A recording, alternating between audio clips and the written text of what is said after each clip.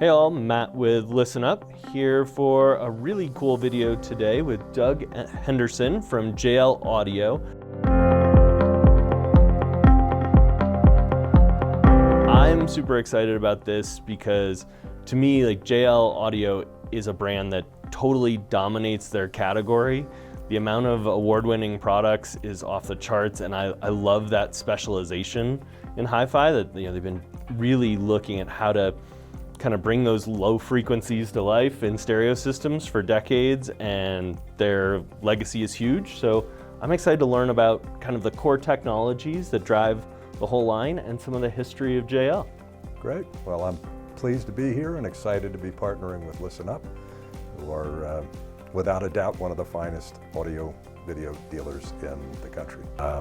So very quick background on JL Audio. First of all, the name is a mashup of the founders, Jim Birch and Lucio Proni, who as young men way back in 1975 started the business as kind of a side hustle. They were college kids, and they were interested in the audio space and were actually designing DJ equipment. So friends who started a business without any intent for it to be a career turned it into a career that's extended almost 5 decades now. It's crazy. Yeah, it is crazy.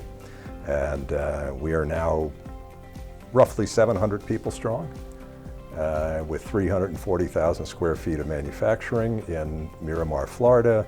We have a second location in Phoenix, Arizona, which is where our electronics design is carried out. We also have a distribution center there.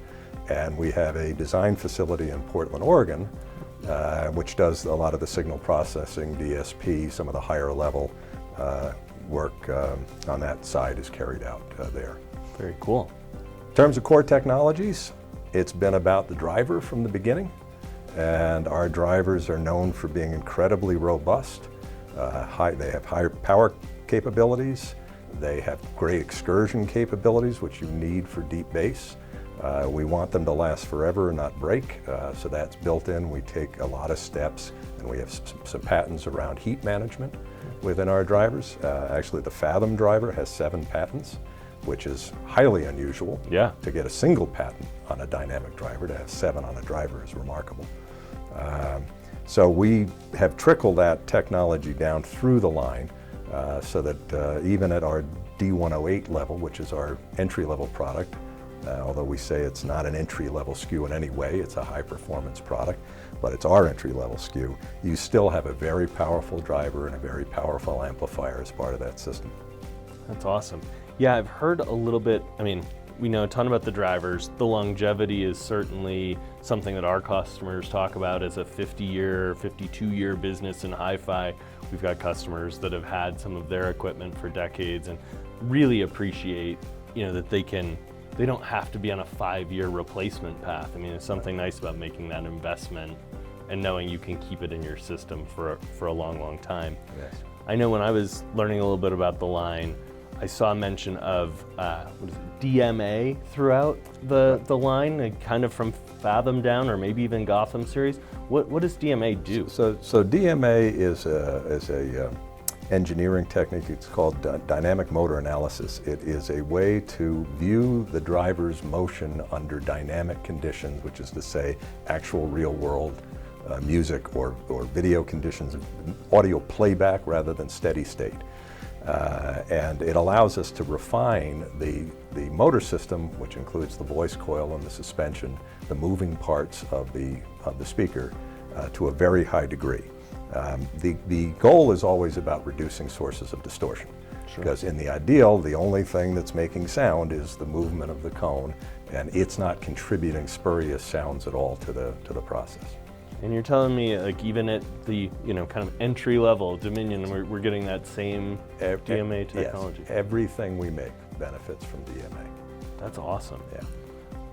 Incredible. Well, the other thing that I hear talked about a lot these days in terms of subwoofer technology is the idea of using stereo pairs. Mm-hmm.